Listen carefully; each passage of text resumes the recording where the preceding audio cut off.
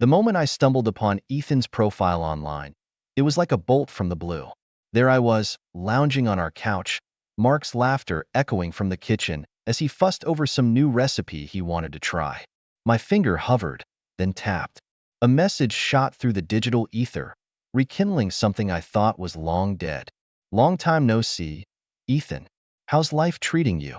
So casual, yet my heart raced like I was doing something forbidden. Mark, bless him, was clueless, wrapped up in his culinary world, planning our future with a kind of innocence I suddenly felt miles away from. Ethan hit me back quicker than I expected. Hey, it's been ages. We should catch up. Coffee?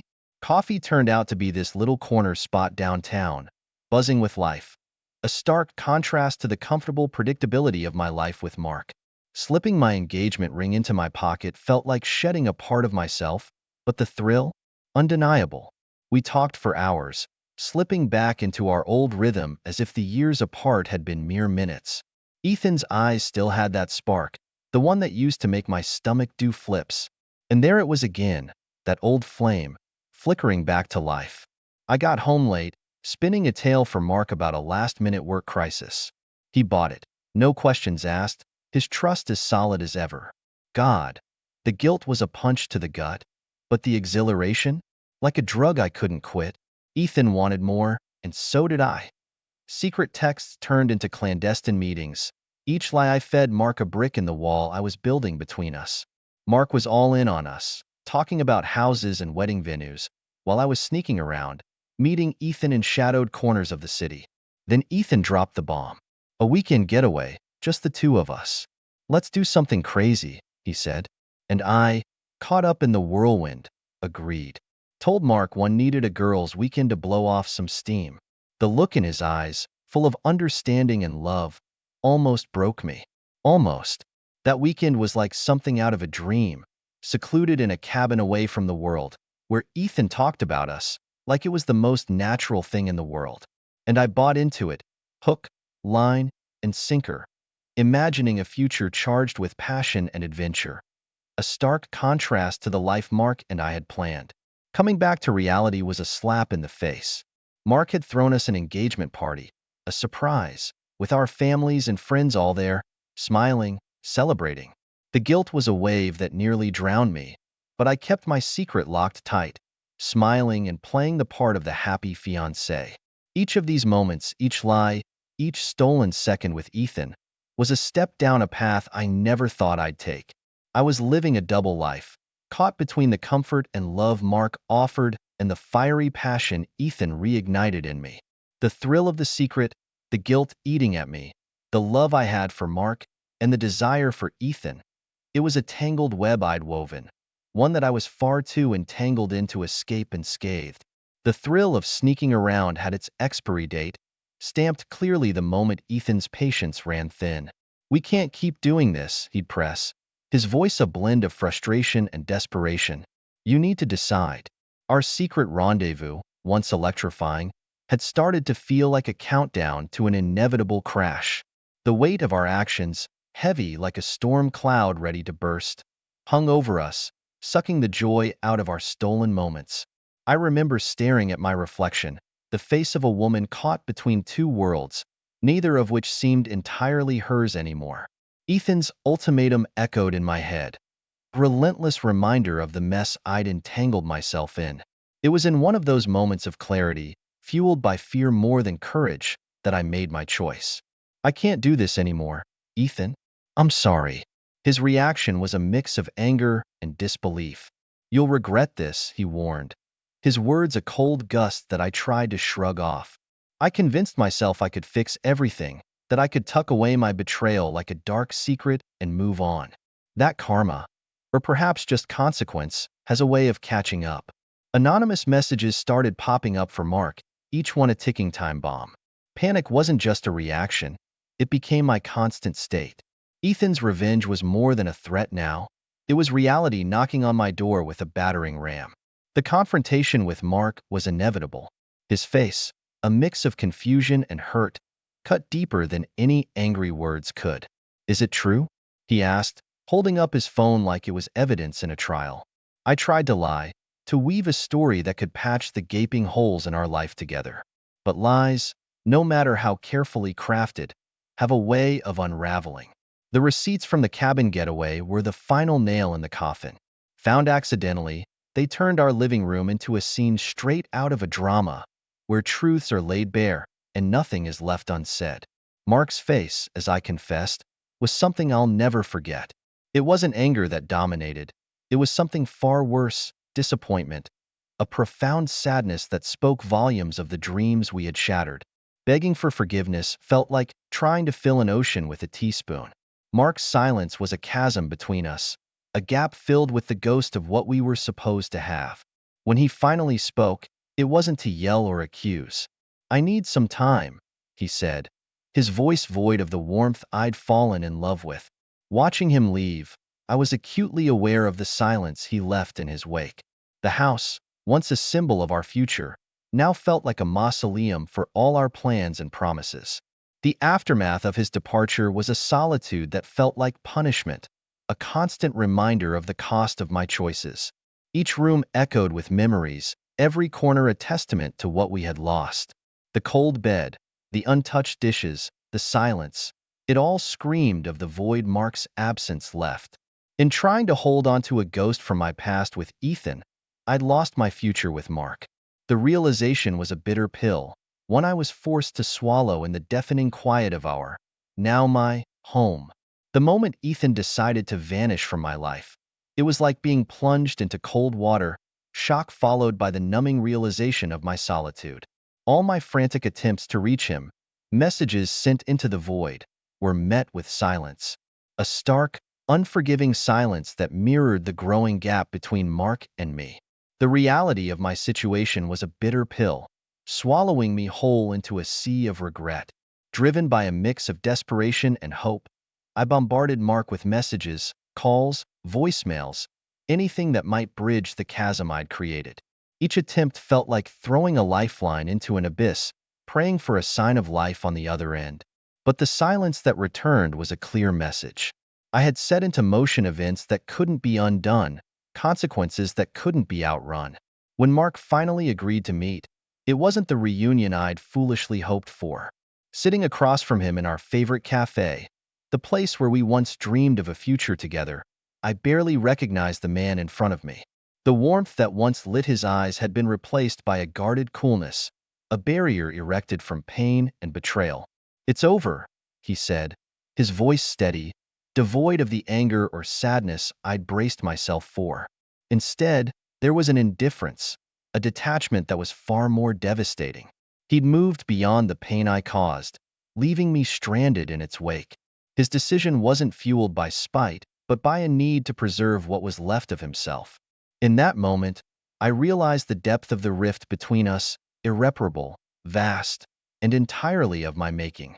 In a final, futile attempt to salvage some part of my crumbling world, I reached out to Ethan, clinging to the hope that something of our brief rekindling could be salvaged. But the silence that greeted me was a clear testament to his moving on. The harsh truth settled in. I had lost both men, not to time or circumstance, but to my own actions. The culmination of my choices unfolded in the now empty apartment that once buzzed with the promise of love and a shared future. Mark's final words echoed in the hollow space, each syllable a nail in the coffin of our relationship. "I'm leaving for good," he stated, a simple declaration that carried the weight of finality. There was no anger, no heated arguments, just the cold, hard reality of the end. As the door closed behind him, it felt like the closing of a book. A story that ended not with a bang, but with a whimper. Left in the silence of our once shared space, the magnitude of my solitude was overwhelming. The apartment, a testament to what could have been, now stood as a monument to my choices. The echoes of our past life together, the laughter and love that once filled these rooms, had been replaced by a silence that was deafening.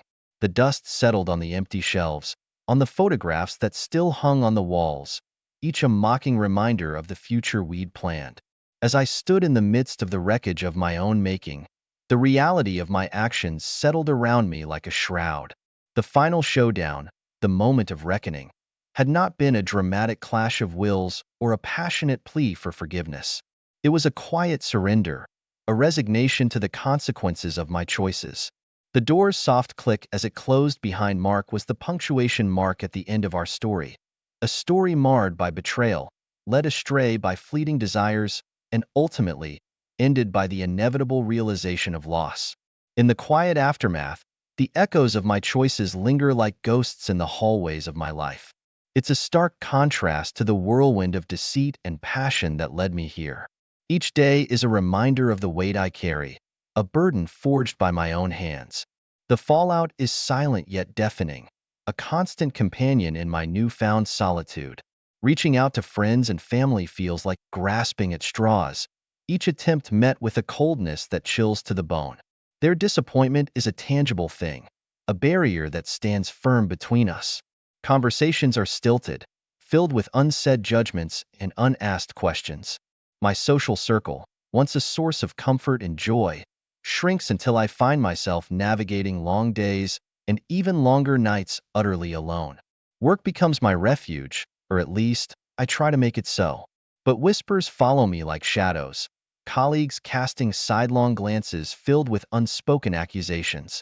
Opportunities that once seemed within easy reach now drift away, carried on currents of distrust and disapproval.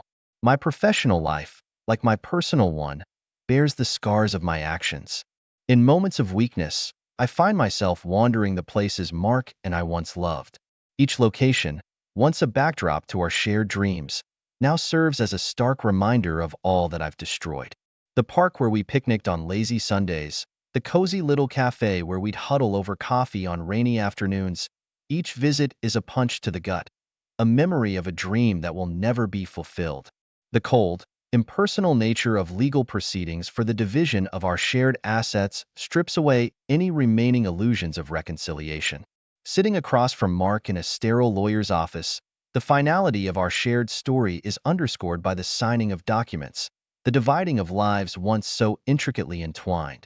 When I collect the last of my belongings from our once shared apartment, each item feels heavy in my hands, a tangible reminder of my loss. The apartment, a place that once rang with laughter and love, now belongs to someone else. Its walls, which once held our dreams, are now just barriers, marking the physical space where our story ended. Hearing about Mark's new life delivers a final blow, a stark realization that while he has moved on, building a life away from the shadow of our past, I remain stuck. Friends, careful with their words, let slip tidbits of his newfound happiness, a happiness that no longer includes me. The knowledge that he has managed to rebuild, to find peace and perhaps love again, is a bitter pill to swallow, leaving me to wonder about the paths not taken, the choices made, and the irreversible course they've set my life on. This chapter of my life is marked by the consequences of my actions, a series of events that have led me to a place of deep introspection and regret. The solitude that envelopes me is not just a physical state but an emotional and psychological one, a space where I must come to terms with the reality I've created. It's a journey of self-discovery, one that forces me to confront the person I've become in the long road ahead to redemption, a road I must navigate alone. Dragging my life into a new apartment felt like trying to paint over a cracked wall. No matter how much I tried, the fractures showed through. This new place, with its empty rooms and unmarked walls, became a blank canvas that somehow reflected the emptiness inside me. There was no escaping the loneliness. It clung to me, a shadow I couldn't shake.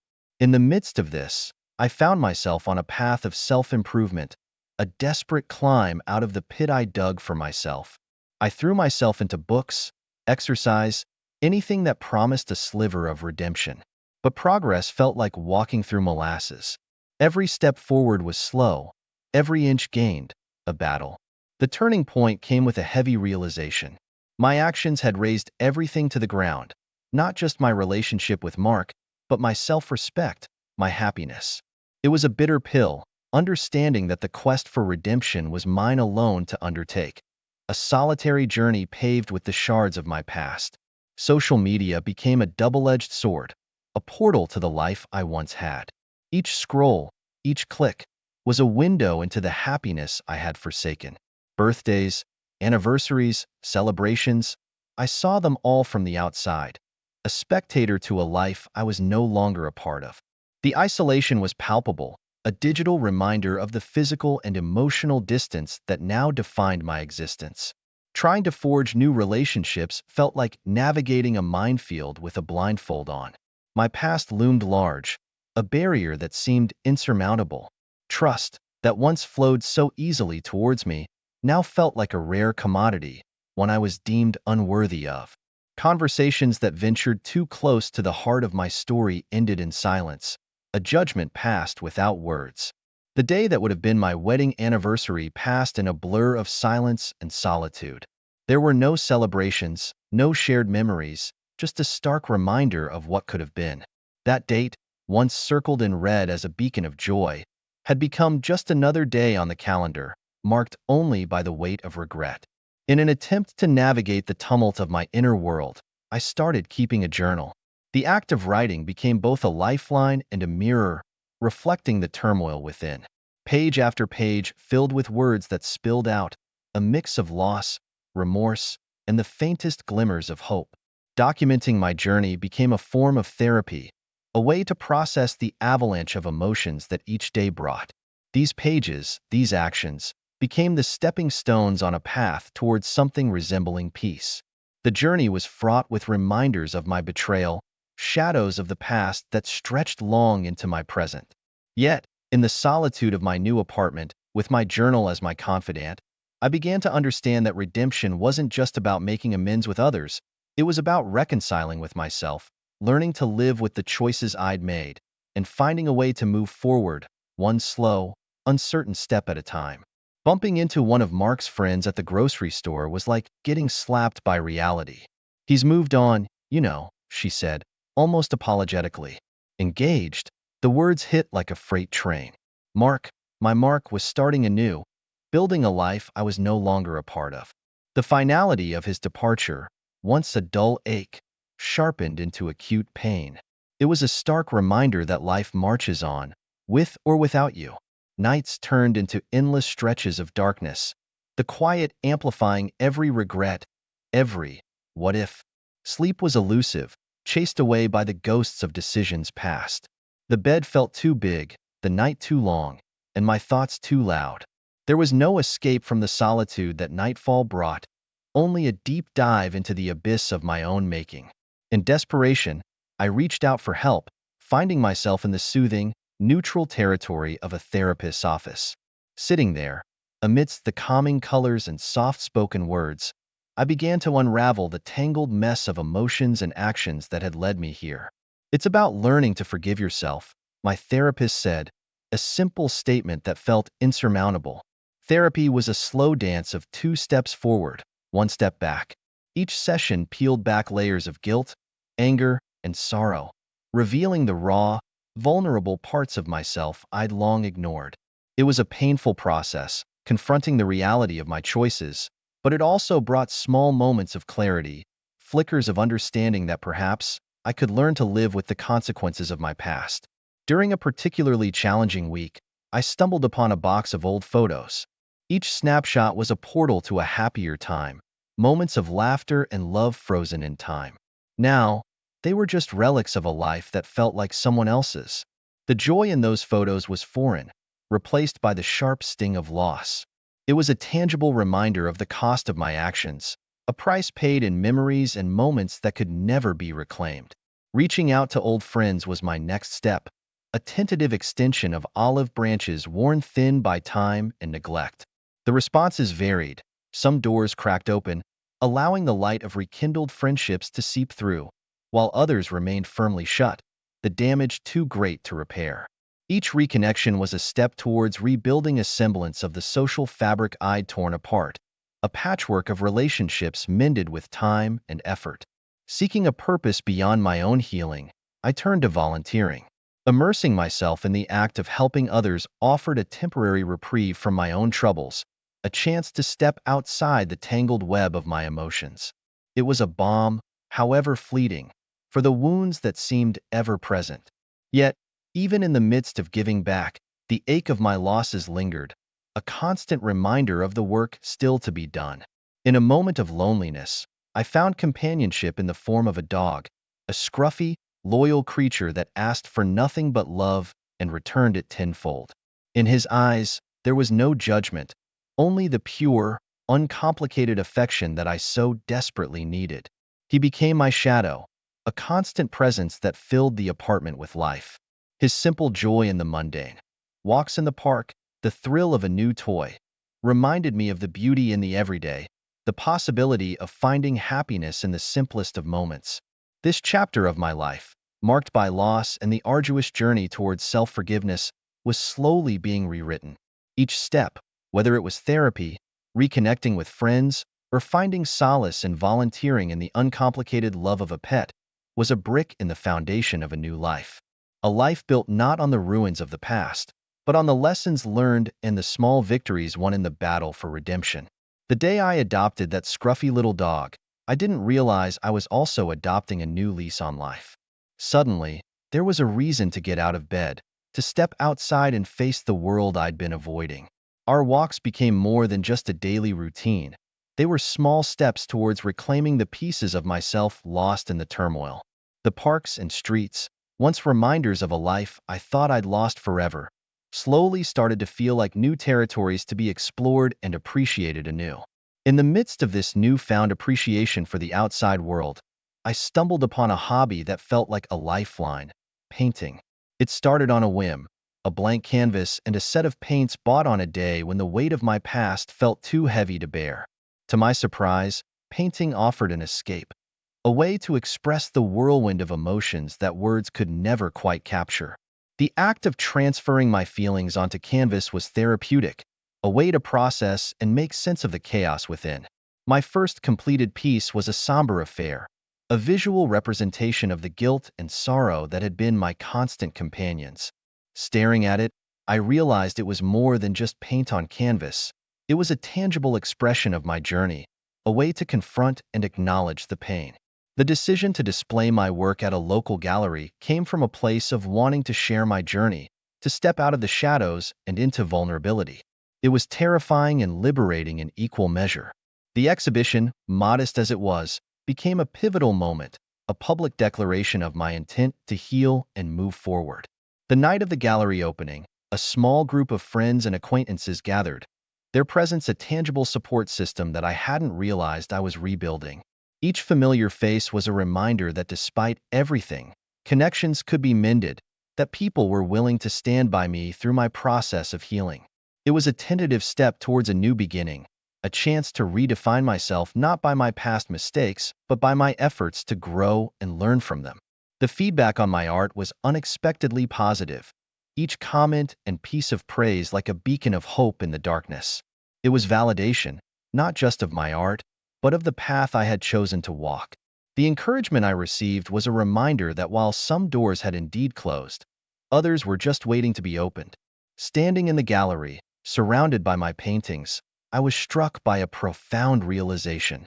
The journey of healing and redemption wasn't a destination to be reached, but an ongoing process, a path that wound through valleys of despair, but also over peaks of hope. The final painting, a piece symbolizing rebirth, hung prominently, a testament to the possibility of starting anew. It was a visual promise that despite the shadows of the past, the future held the promise of light and color, of new beginnings, and the chance to write a new chapter in the story of my life. This chapter, this moment in the gallery, wasn't an end but a beginning. It was a declaration that I was more than my mistakes, that I was capable of change and growth. As I looked around at the faces of those who had come to support me, I knew that the road ahead was still long and uncertain. But for the first time in a long while, I felt ready to face it, to embrace the challenges and opportunities that lay ahead, armed with my art, my newfound companionship, and the lessons learned from a past I was ready. The first time I met Ethan, it felt like I'd been struck by lightning. Not the destructive kind, but the sort that lights up everything around you, making the world seem brighter, more vibrant. I was coming off a string of meaningless hookups, each one leaving me more jaded than the last. Then Ethan walked into my life with his easy smile and a heart so open it made me want to believe in something as naive as true love again. We hit it off instantly. It wasn't just attraction, It was as if our souls had known each other for lifetimes. Months flew by in a blissful haze, and before I knew it, I was saying those 3 words I thought I'd barricaded away for good. I love you, I whispered to Ethan one night. Under a sky heavy with stars, his arms wrapped around me in a promise of forever. He brought out a version of me I thought was lost, a version of me that believed in love, in us. But life has a cruel way of testing what we hold dearest. Ethan's job whisked him away to another city, turning our once inseparable bond into a long-distance challenge. We promised to make it work, plastering over the cracks with video calls and weekend visits. Yet, the void his absence left in my daily life was palpable. Enter Leo, a new coworker with a laugh as infectious as his personality. We became fast friends, finding solace in each other's company amidst the monotony of work. Leo was everything Ethan wasn't: unpredictable, thrilling. Right there, he filled the Ethan-shaped hole in my life, and before I knew it, I was rationalizing an affair as just a temporary fix, a way to feel less alone. I spun a web of lies, telling Leo that Ethan and I were in an open relationship. It was easier than admitting the truth, even to myself.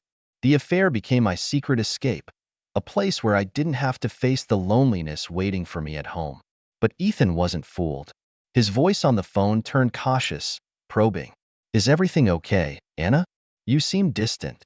I could hear the worry lacing his words, a silent acknowledgement of the growing chasm between us.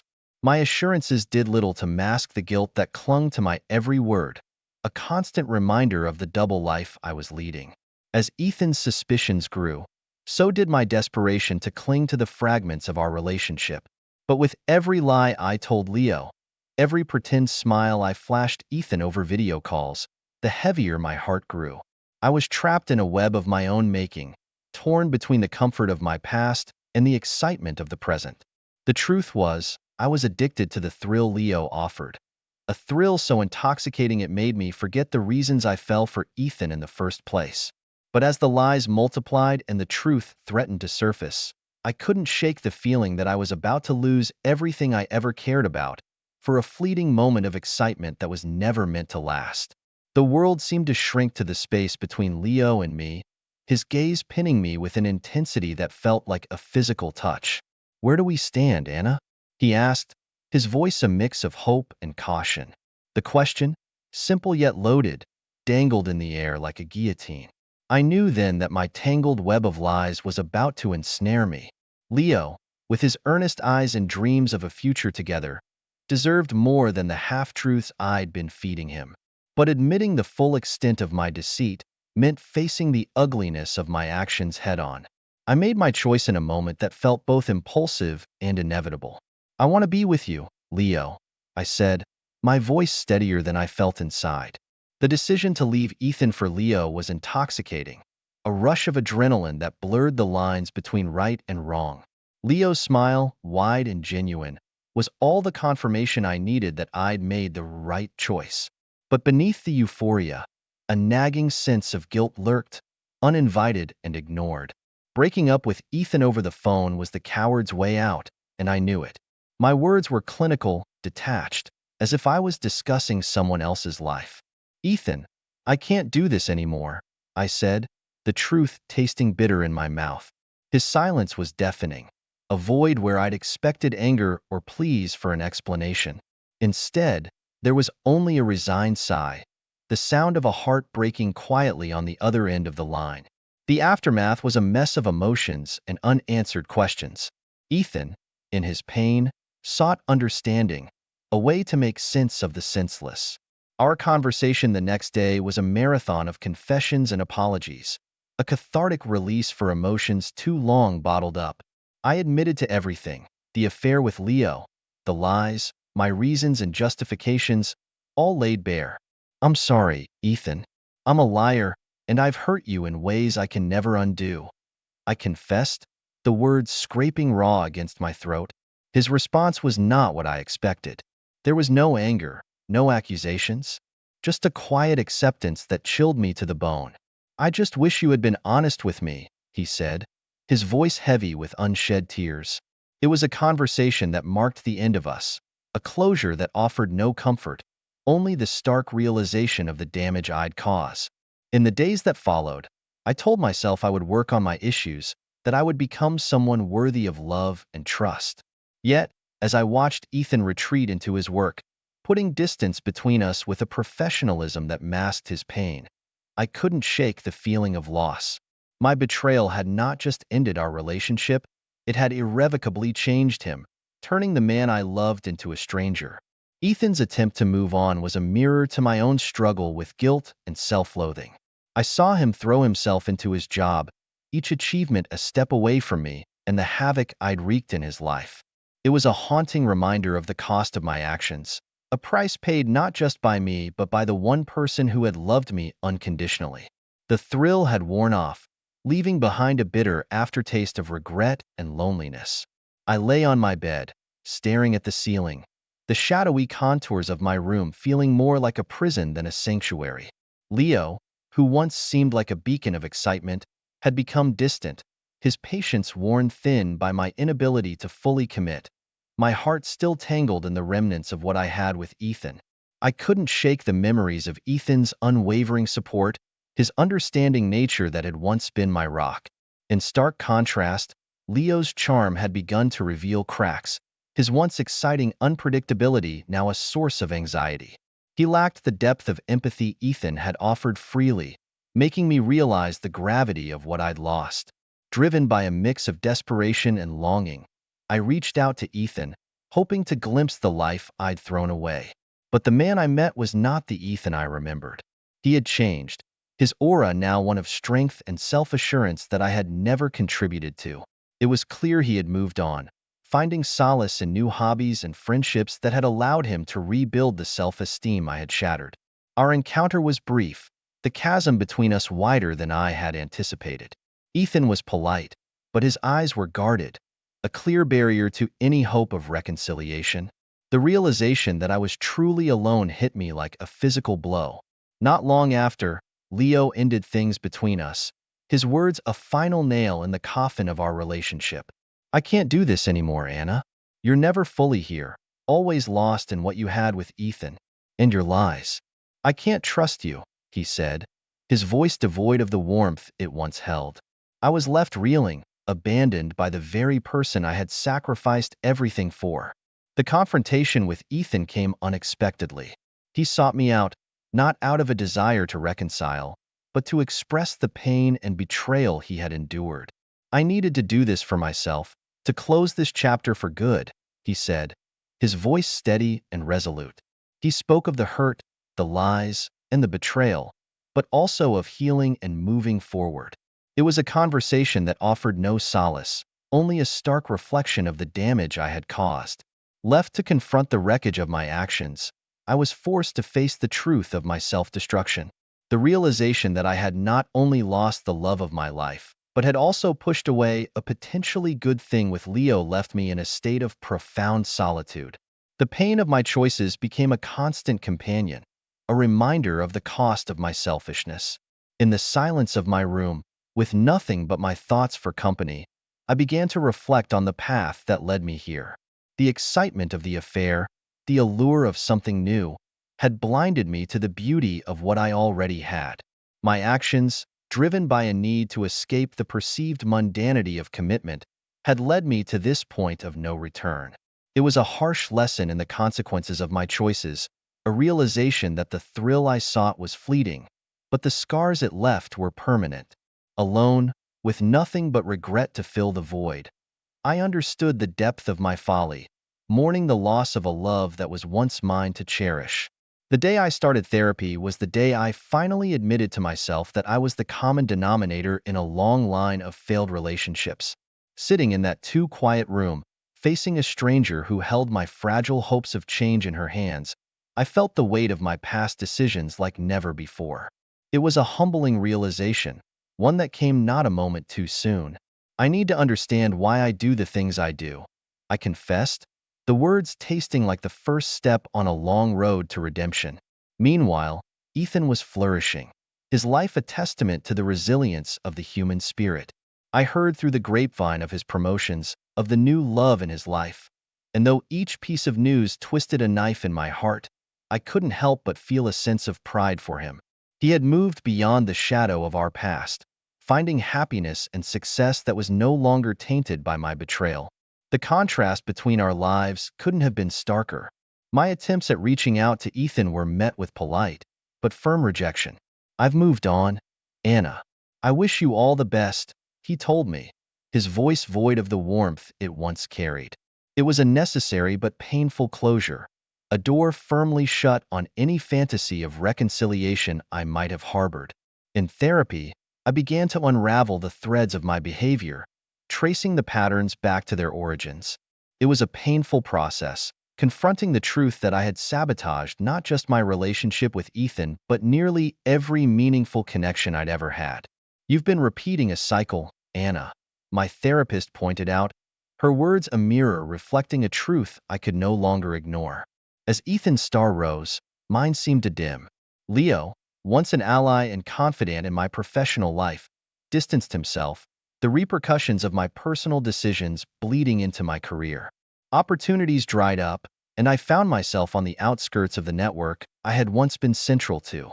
It was a sobering reminder that actions have consequences, and sometimes those consequences extend far beyond the confines of our personal lives. Ethan's ability to find closure and rebuild his life served as both an inspiration and a cautionary tale.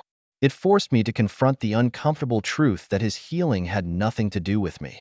I was not the architect of his recovery, I was the chaos he had overcome. This realization was a bitter pill to swallow, but it also marked a turning point in my own journey towards understanding and, hopefully, forgiveness. Alone, both professionally and personally, I was forced to reckon with the reality of my situation. The loneliness was crushing, but it was also a catalyst for genuine change. I was no longer the woman who sought escape in the arms of another or the comfort of lies. I was someone who recognized her faults, who was fighting to break free of the patterns that had defined her for too long. In the quiet of my apartment, I reflected on the journey that had brought me to this point. It was marked by loss and regret, but also by growth and a glimmer of hope. Ethan had found his peace, and now, it was time for me to find mine. Not in the arms of another or the accolades of a career, but in the hard, unglamorous work of self-improvement and accountability. It was a daunting path, but for the first time in a long time, I felt ready to walk it. The moment I realized I was utterly alone wasn't marked by some grand event. It was the quiet accumulation of ignored calls and unreturned messages that finally made it clear. Friends, colleagues, even casual acquaintances seemed to have collectively decided I was persona non grata, a reality that hit me like a ton of bricks. It was as if the world had moved on, leaving me stranded on an island of my own making, surrounded by the debris of burned bridges and lost opportunities. Meanwhile, Ethan's life was on an upward trajectory, a stark contrast to the downward spiral mine had become. I heard through mutual friends, the few who still spoke to me, about his newfound happiness. Ethan had met someone new, a woman named Claire, who was everything I wasn't, trustworthy, stable, and kind. The news should have cut me, but instead, I found a twisted sense of relief in it. Ethan deserved happiness, even if it wasn't with me. The realization that Ethan had moved on for good came into sharp focus when I learned of his engagement. The news was a sobering reminder of all I had lost and all he had gained from our painful parting. Ethan's ability to trust and love again after everything we'd been through was a testament to his strength, a quality I had once admired and later taken for granted. My professional life, once a source of pride and accomplishment, had crumbled alongside my personal relationships. Without the network I had so carelessly alienated, job opportunities became scarce, and financial stability turned into a day-to-day struggle. The luxury and security I once knew felt like distant memories, replaced by the stark reality of overdue bills and mounting debts. In a last-ditch effort to salvage some semblance of my former life, I reached out to those I had wronged, hoping for forgiveness, or at least understanding. But the doors I knocked on remained closed, the damage I had done apparently too deep for apologies to mend. It was a humbling experience, one that forced me to confront the consequences of my actions head-on. Despite everything, I clung to the hope that my attempts at redemption would someday bear fruit, that the lessons I was learning the hard way would lead to a better, more honest version of myself. But as Ethan's wedding day approached, a day filled with celebration and love, I couldn't help but feel the full weight of my isolation. The news of Ethan's marriage, a union celebrated by friends and family, was a poignant reminder of the life I could have had, a life filled with love and companionship, had I not let my own selfish desires lead me astray.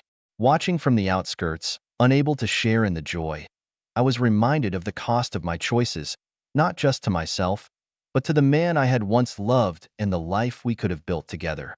Alone, I reflected on the path that had brought me here, the series of choices that had seemed so inconsequential at the time but had led to my undoing. It was a bitter pill to swallow, the realization that I was the architect of my own downfall. But in that solitude, I also found a glimmer of hope. The road to redemption was long and fraught with challenges, but for the first time, I was ready to walk it, not for Ethan, not for anyone else, but for myself. From the window of a cramped apartment halfway across the world, I watched the sunset bleed into the horizon, a fiery end to yet another day spent running from the past. My journey, a desperate attempt at self-discovery, had taken me to the far corners of the earth, searching for something, anything, that might fill the void Ethan's absence had left in my life. But with each new city, each fleeting connection, the realization grew stronger. You can't outrun your own shadow. Back home, Ethan's life was flourishing. I heard about his latest promotion through the digital grapevine, a testament to his dedication and resilience. It was a bittersweet pill to swallow, knowing his success was built on the ruins of what we once shared. Yet, there was a part of me that swelled with pride for him. Ethan had always been destined for greatness, and I, in my selfishness, could have been the anchor that dragged him down. My own descent into obscurity was as swift as it was merciless. The vibrant social life I once boasted, filled with friends and admirers, had dwindled to nothingness. My actions, once excused as youthful indiscretions, had finally caught up with me, leaving me isolated in a self-made purgatory of regret and what-ifs. Through snippets of conversations and online updates, I learned of Ethan's growing family. The joy and fulfillment he found in fatherhood were emotions I had once dreamed of sharing with him. Instead, I was a spectator to his happiness, a ghost haunting the edges of a life I had forfeited the right to be a part of. My travels, initially a quest for enlightenment, had become a mirror reflecting the inescapable truth: wherever you go, there you are. My problems, insecurities, and regrets had packed themselves along for the ride, steadfast companions on a journey that promised much but delivered little. Ethan's reflection on the past, shared in a rare moment of online vulnerability, struck a chord deep within me. He spoke of the pain and betrayal, but also of growth and gratitude. His words were a reminder of the strength found in forgiveness, both of oneself and others. It was a lesson I was still learning, one painful step at a time. My return home was not the triumphant comeback I had envisioned. Instead, it was a quiet acknowledgement of defeat, a surrender to the reality that some bridges, once burned, cannot be rebuilt. My attempts at self-improvement, while sincere, had barely scratched the surface of the deep-seated issues that drove me to sabotage everything good in my life. Sitting alone in the apartment that had once been our home, I was confronted with the totality of my loss. Ethan had moved on, building a life rich with love and success, while I was stuck in a limbo of my own making.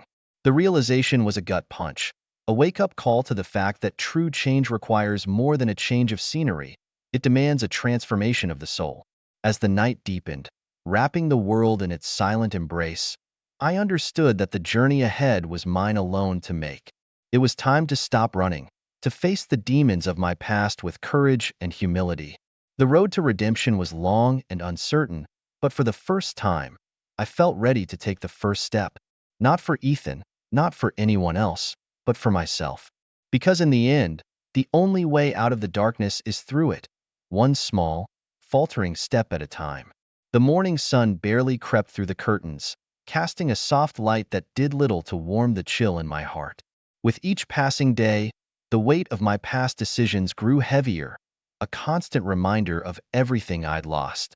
From my vantage point, Ethan's life seemed to be a series of triumphs, each milestone a stark contrast to the stagnation of my own. I heard about his latest promotion through the grapevine, a testament to his hard work and resilience. Qualities I once admired up close, and now from a distance, with a mix of pride and sorrow. As Ethan's life blossomed, mine seemed to shrink.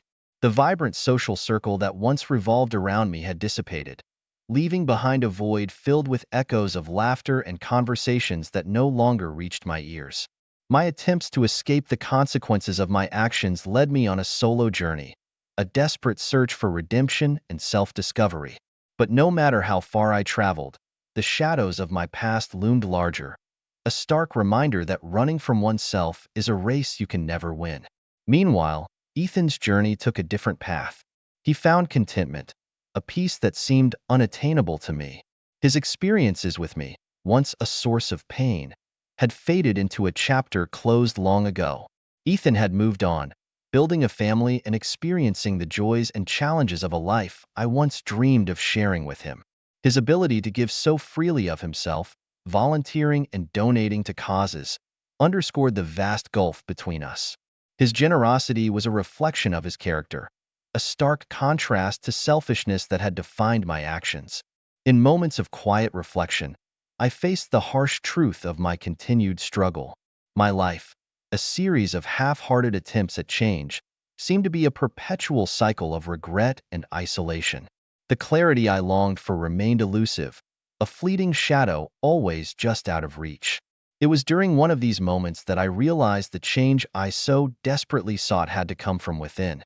But the path to true transformation was obscured by doubt and fear, leaving me to wonder if I was capable of such profound self-reinvention.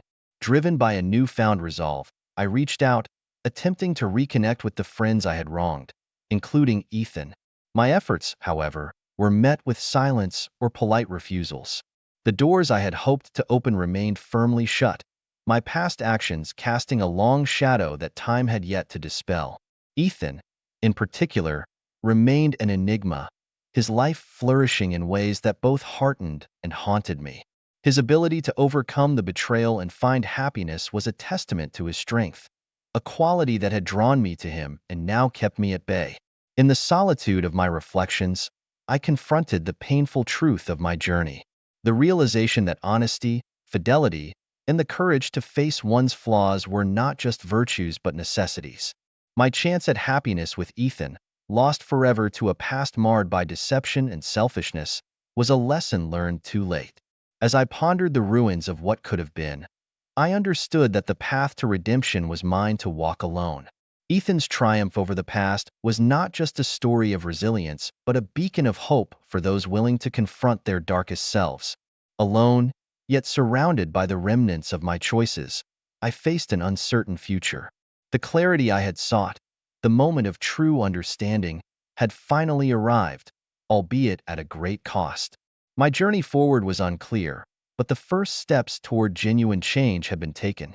In the quiet aftermath of my solitary reflections, I embraced the daunting task ahead, a journey not toward Ethan or the life we once shared, but toward a better version of myself. Okay, picture this. I've been with my husband for 19 years. 2 kids, a house, the whole deal. Life was steady, maybe a little too steady. Never thought I'd be the type, but things were getting routine, you know? Then this thing happened with a guy from work. We'd always been friendly, him and me. We work on the same team. Our kids are in similar grades, so we'd see each other at school stuff sometimes. Turns out, we live in the same neighborhood too. After some big project wrapped up, he asked if I wanted a drink. Just one, to celebrate. Seemed harmless enough. But sitting there at the bar, something shifted. The way he looked at me, the little jokes. It wasn't the same as it used to be. I tried to brush it off, but I couldn't shake that feeling. Like a spark had been lit, and I couldn't stomp it out. The text started that night. Innocent enough at first, just funny memes and stuff about work. But then, phew, let's just say they got heated. That's where things really took a turn. He started opening up, telling me all this stuff, like how he'd been into me for years but never said a word, respecting that I was married. It threw me for a loop. Part of me felt flattered. The other part was kind of scared, awed, and excited all at the same time. I don't know. It's hard to explain. It was all so wrong, but also so tempting. I knew I was playing with fire. I told myself it was just harmless flirting, the kind of boost you need sometimes when you're feeling stuck. I'd never actually act on it, right? Wrong. I convinced myself I wasn't doing anything bad as long as it was just words on a screen. But it didn't stay that way for long. The texts kept getting bolder, and there I was, texting right back. One night we stayed late at work. Just us, the whole floor empty. We started joking around. Then it got quiet. I swear I didn't plan it, but the next thing I knew we were kissing. Right there in my office.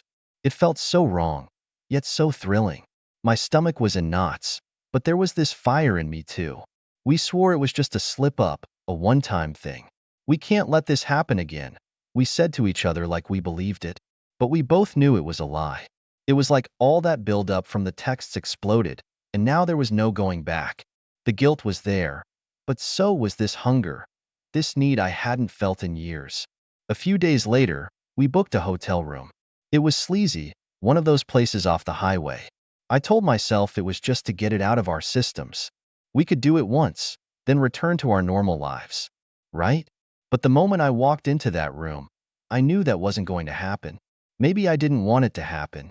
The whole thing was crazy. He wasn't some hotshot, just a regular guy, kinda like my husband. But in that dingy hotel room, he turned into someone else. Like he became this wild, passionate lover I never knew existed. And as crazy as it sounds, something clicked inside of me too. I became this other woman, shedding my everyday skin and embracing a side I didn't dare let anyone see. Honestly, I'd never had sex like that, not even at the beginning with my husband. It was raw, intense, consuming. It was addictive and dangerous. But in those moments, I stopped thinking.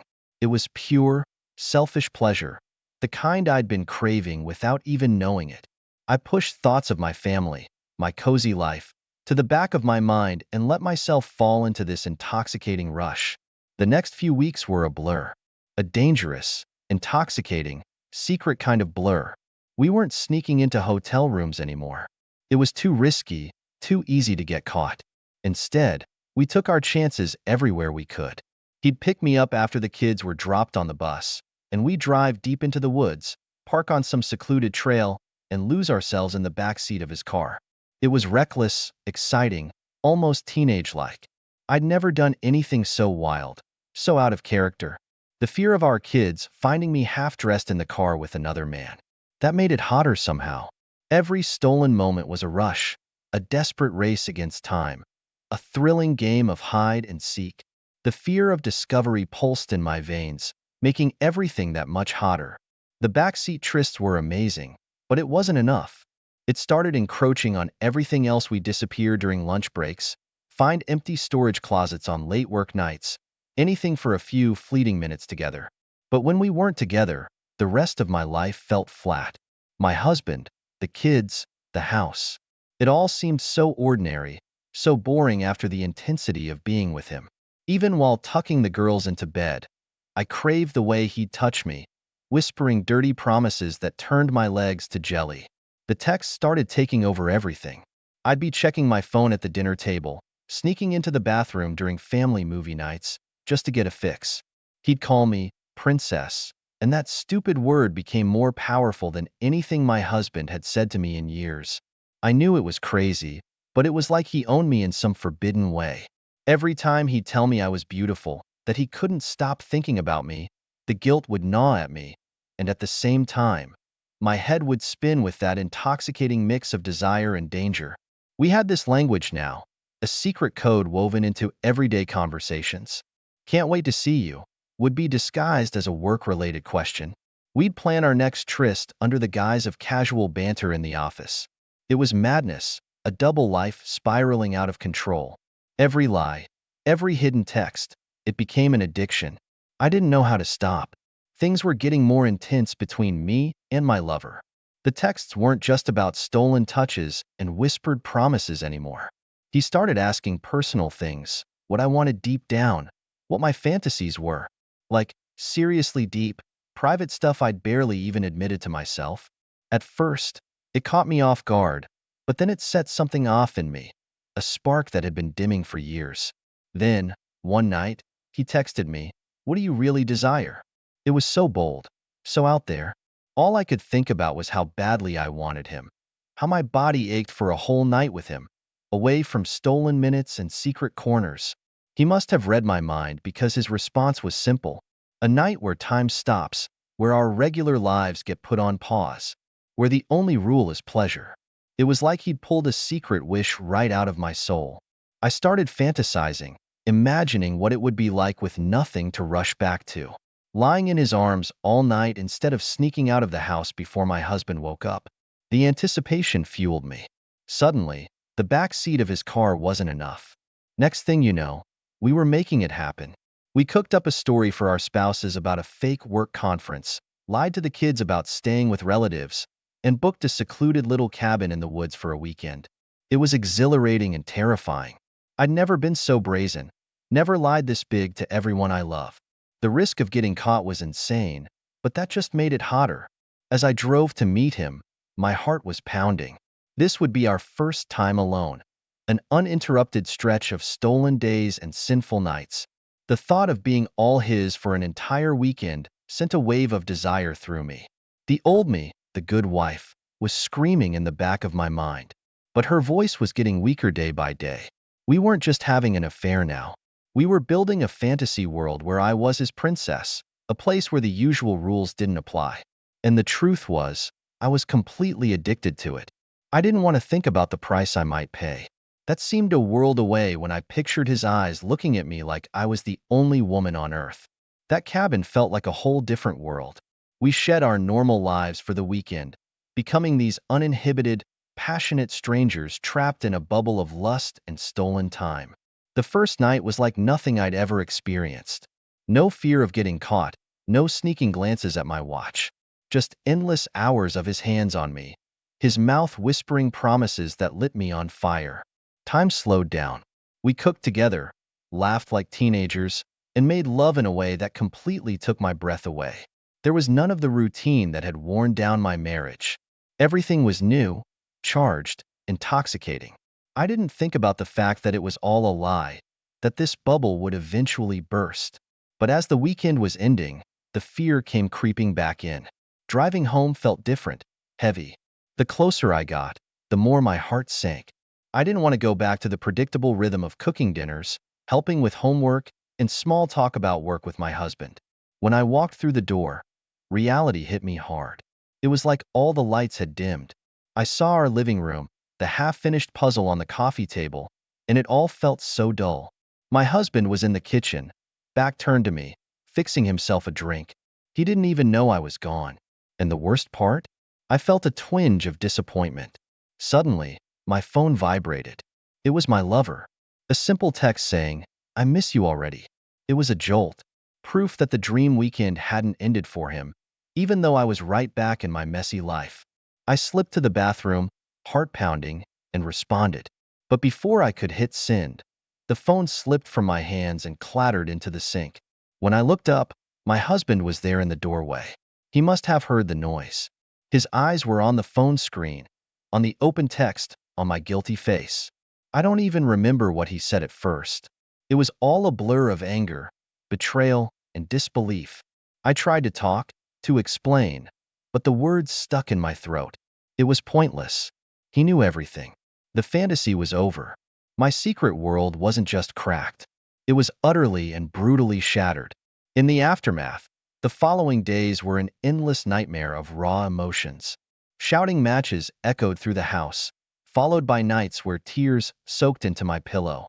My husband swung between white-hot rage and a chilling numbness that terrified me even more. He'd pace like a caged animal, ignoring meals, barely looking at me. Every time I tried to apologize, to somehow explain the unexplainable, he'd cut me off, spewing words that hit me like knives. Aching for some kind of fix, I desperately tried to salvage what was left of our marriage. I swore I loved him, that it was a meaningless mistake born out of a moment of weakness, that I'd never look at another man again. But I don't think he even heard me. He just kept asking, How could you? How could you destroy everything we built? And the truth was, I didn't have an answer that wouldn't make me sound selfish and pathetic. Even my own excuses disgusted me. My lover's texts were relentless at first.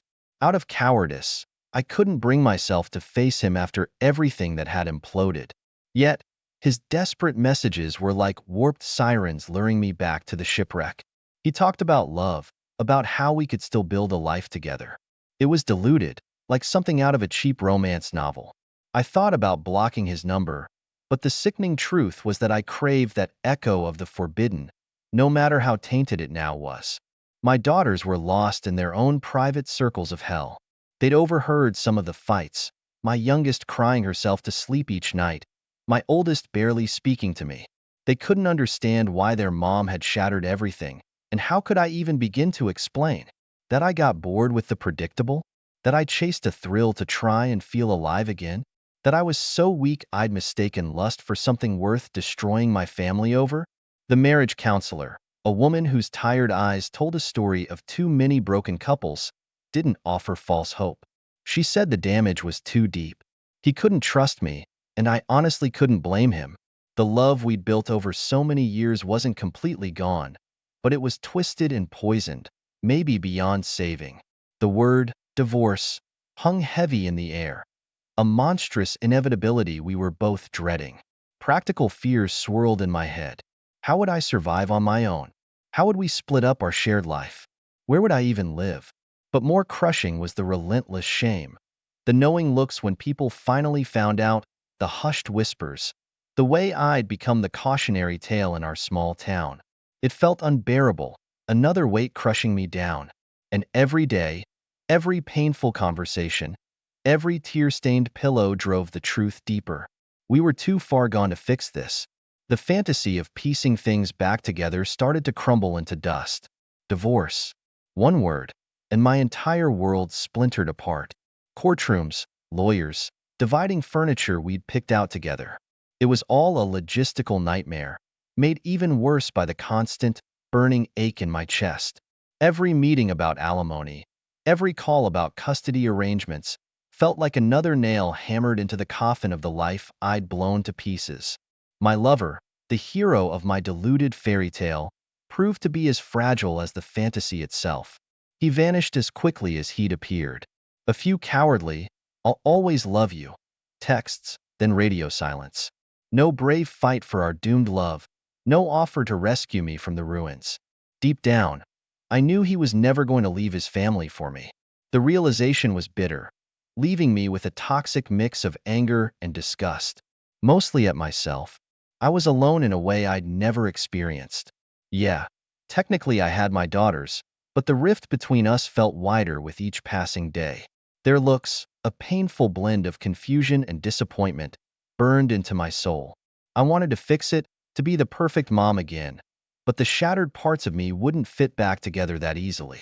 Some days, I could barely get out of bed, an agonizing emptiness pulling me down. The new reality was brutal. We had to downsize, move out of our family home into a tiny apartment that felt like a prison. I started working longer hours, desperate to keep up with bills and avoid thinking too much. Even in the few hours of sleep I got, nightmares chased me. Images of my husband's heartbroken face, my daughters turning away from me, and the smug disappointment in my parents' eyes plagued me night after night. People I'd considered friends pulled back. The whispers behind my back were impossible to ignore. The sympathetic glances were even worse.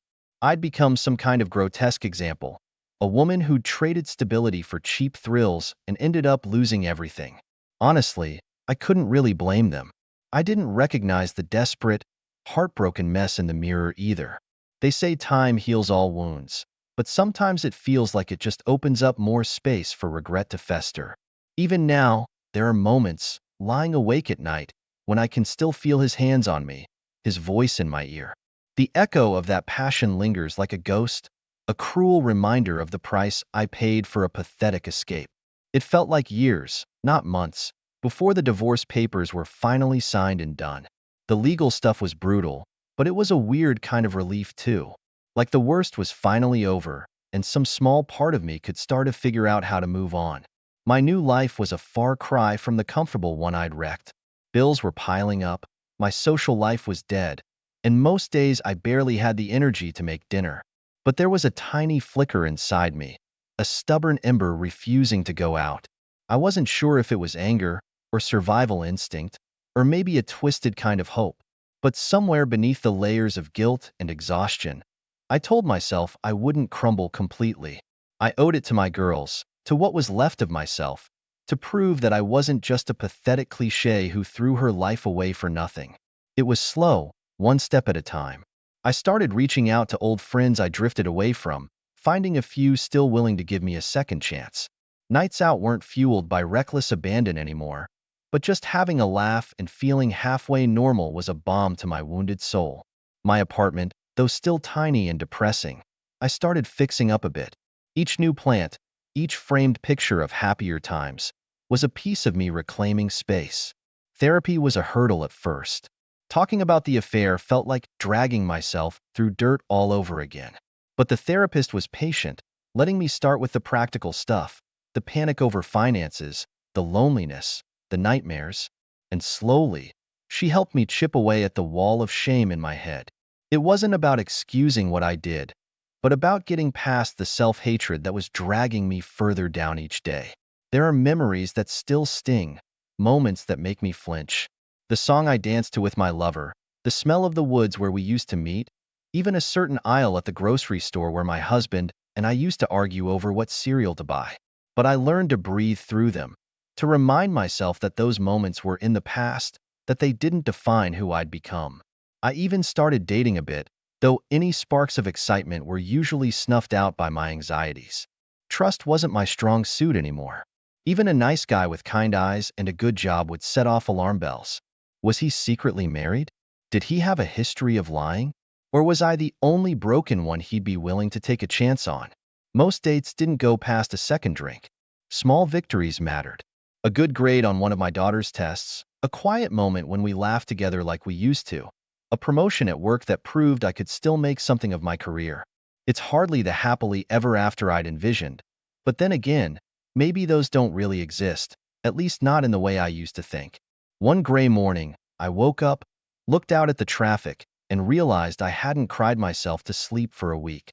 It was a small, stupid thing, but it felt like a turning point. The pain wasn't gone. Some days it still clawed at my gut, making me want to curl up and disappear. But there was a new strength alongside the hurt, a stubborn defiance that whispered, "You will survive this." Suddenly, the idea of being alone didn't feel so terrifying anymore. It was kind of liberating. No tiptoeing around someone else's moods, no waiting up with a pit in my stomach, no more fake smiles to cover a crumbling marriage. I started taking small steps towards filling up the emptiness. Signed up for that pottery class I'd always wanted to try. Actually joined my friend at a yoga session even though I knew I'd be a clumsy mess, and took on some extra projects at work to earn more. Some of it was distraction, a way to keep my mind busy, but a part of me wanted to see what I was capable of.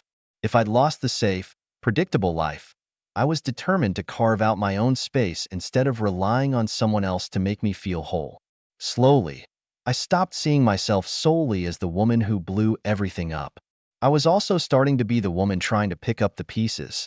I even reached out to my ex-husband. It was awkward at first, full of stilted apologies and strained updates on the kids. But over time, we moved beyond the anger. He saw that I was making an effort, both with myself and with our daughters. Gradually, the conversations were a bit longer, the tone warmer. It wasn't friendship, not after what I'd done, but there was a kind of peace in the civility. A sign that maybe, one distant day, things might actually be okay for all of us. New friendships bloomed in unexpected places. The mom at the playground with a similarly messy divorce, the quiet woman in my spin class who, it turns out, makes hilarious memes, and a gruff older mechanic who fixed my car and ended up sharing life advice over greasy tools. None of these people knew the worst of my story, and part of me liked it that way. I could start fresh, reveal parts of myself as I healed, not led with the shame and judgment. The loneliness still hits at strange times, holidays, birthdays, those random evenings where a wave of sadness washes over me. But now it's just a wave crashing upon a stronger shore. It doesn't break me anymore. I fill those moments with calls to loved ones, a trashy movie marathon, or even just allowing myself to feel the sting and then reminding myself that morning will come. The pain becomes a reminder, not a prison. Time didn't erase the scars, but it did soften the edges. Years passed, filled with the constant hum of ordinary days. New routines took root. Book club with the PDA moms, a regular hike I'd come to love, and work challenges that actually made me feel proud, not stuck. My daughters were growing up. There were still eye rolls and slammed doors, but also shared laughter and unexpected hugs that filled my battered heart with warmth. Don't get me wrong. The what-ifs could creep in during those sleepless nights. Was I doomed to be alone forever? Had I thrown away my shot at the soulmate kind of love I used to read about in cheesy novels? But I found ways to quiet those thoughts. It didn't mean I'd given up on love altogether, just that it wasn't an obsessive quest anymore. Then there was Mike, a friend of a friend, newly divorced himself. We met at a backyard barbecue, and I ended up talking to him all night. There were no fireworks, no echoes of that crazed passion with my lover. Instead, he was easy. Conversation flowed. He had a kind laugh, and something about his weary eyes mirrored my own. I wasn't sure if it was love at first sight, but it was definitely a flicker of something good. Our dates were cautiously normal. Coffee, long walks in the park, and dinners where we talked about real things, the good and the painful. The first time he kissed me, it was gentle, hesitant almost. No earth-shattering passion, it was warm and safe, like coming home. And honestly, after everything I'd been through, that was exactly what I needed. Opening my heart again was terrifying. The fear of getting hurt again, of making the same damn mistakes, was a constant hum in the back of my mind. There were nights I'd wake up in a cold sweat, panic clawing at my chest, afraid of finding texts or some proof that he wasn't who I thought. It took time, lots of open conversations, and some tears along the way to let him truly in. One weekend, Mike invited me up to his cabin, a cozy little place nestled by a lake. An echo of that other fateful, disastrous weekend flickered for a moment, but I pushed it away. This wasn't about chasing a forbidden thrill. It was about slow mornings with shared coffee, the easy silence while reading side by side, and the sweet ache of his arms around me as we fell asleep. No desperation, just simple peace. I won't lie, there's still a bittersweet tinge to my happily ever after. Sometimes, I catch myself looking at long-married couples bickering at the supermarket with a strange envy. That simple, unshakable bond one craved was